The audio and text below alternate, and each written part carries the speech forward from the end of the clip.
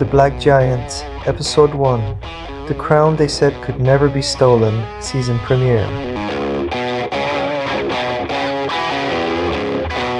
Yeah, came through flexing cause they know I got the sauce. Got the presents on me, I can't ever take it off. That's why I came country boy stepping, yeah, I'm country boy stepping. There's a photograph that still circulates in certain police archives in Tehran. Nobody official will confirm it's real. Nobody will deny it either. It shows the inside of a bank vault, the kind built to survive an earthquake, a siege, maybe even a small war. And it's empty.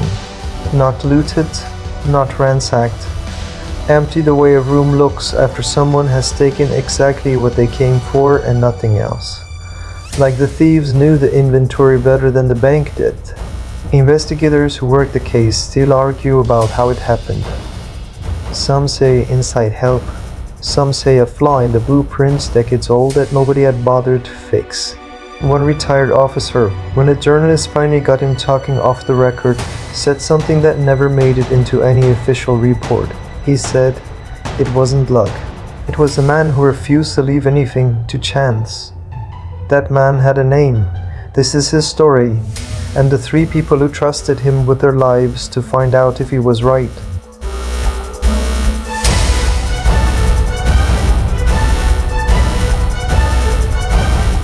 Ten weeks before that vault stood empty, a woman named Sara walked into a room that used to be a classroom.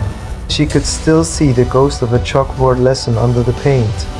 Someone years ago had written multiplication tables in a hand too careful to be a teacher's, more likely a kid forced to stay after school.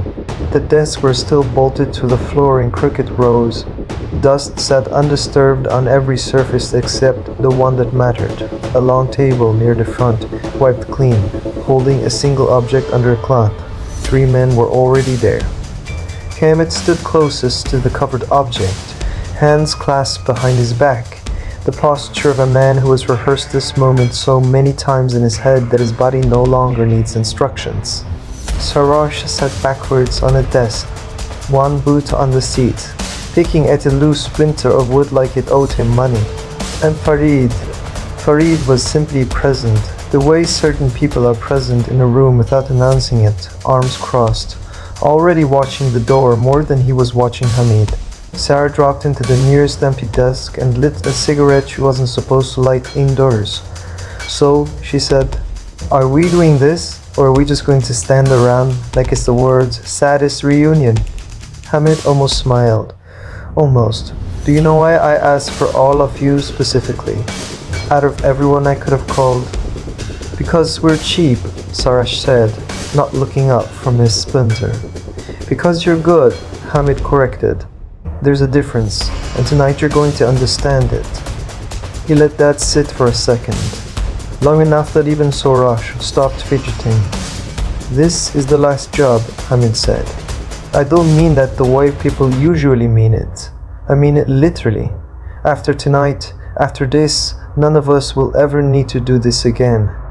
Not because we'll be dead, because we'll be finished.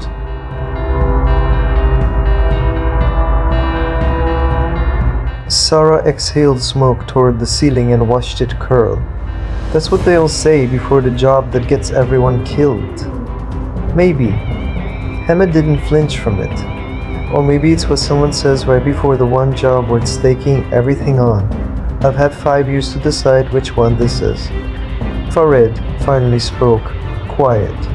The kind of quiet that made people lean in without meaning to. 5 years is a long time to plan one night. It's exactly enough time, Hamid said, if you do it right. And then he pulled the cloth away. Underneath was a single photograph, blown up large enough to fill the board. A wide, unremarkable exterior shot of the Central Bank of Iran, its stone face indifferent in afternoon light, security cameras dotting the corners like small black eyes. Nobody said anything for 3 full seconds, which, in a room full of people who talk for a living, might as well have been an hour. Soroush was the first to break. "You're joking." "I don't joke about work. That's Hamid, that's the central bank. That's not a jewelry store with a board guard and a dog. That's soldiers. That's the kind of place where the alarm has its own alarm. I'm aware. Then what exactly are we stealing? Reals? You want us to risk our lives for currency that loses value every time someone sneezes? Hamid actually laughed at that, a short, genuine sound, gone as quickly as it arrived. You should read more. Sara sat forward, cigarette forgotten between her fingers. If it's not the money, then what's actually in there? Nobody answered right away. And then Farid did, in a voice so level it made the words land harder than any amount of drama could have. The crown jewels. Silence again. A different kind this time. Safavid, Farid went on. Qajar, Pahlavi. Some of those stones have survived every regime this country has ever had. They've outlived kings. They'll probably outlive us too, one way or another. Hamid nodded slowly, watching Farid with something close to respect. I didn't expect anyone in this room to know that off the top of their head. I looked into it myself once, Farid said. A long time ago. Different reasons. Never got past the front gate in my head, let alone in real life. That's because you didn't have this. Hamid slid the bank photograph aside. Beneath it, a second image. 10 men, photographed from a distance. None of them smiling, all of them built like the kind of trouble you cross the street to avoid. Who are they? Sara asked, though something in her voice said she already suspected the answer wouldn't make her feel better. Hired muscle, a guerrilla unit, for lack of a better word. Their job isn't to go inside with us.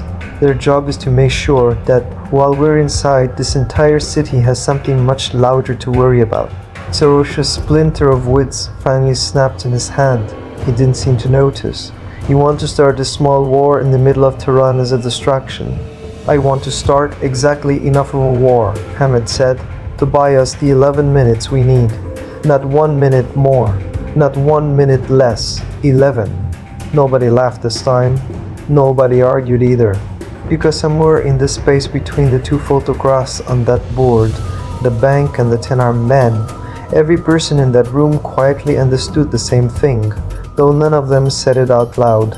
This wasn't a robbery anymore. It had just become something with a much higher price of admission. Here's what none of them knew yet. Sitting in that old classroom with the smell of chalk dust and cigarette smoke still hanging in the air. They didn't know that in exactly 10 weeks, one of those 10 hired men would recognize a voice on a radio channel and say nothing. They didn't know that a debt one of them owed, a debt that had nothing to do with his bank, his vault or these jewels, was about to walk through the front door right alongside them, uninvited.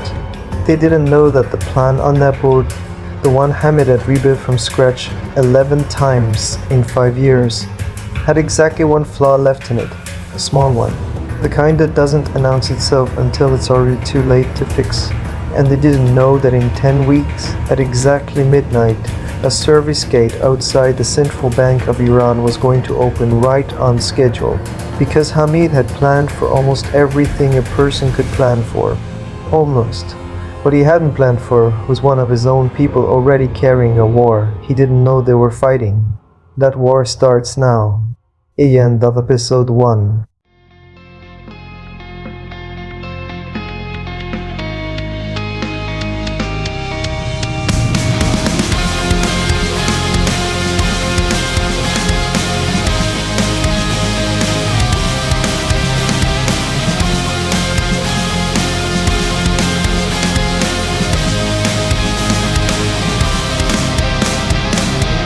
Racing my own thoughts into the silence, seeking the guidance I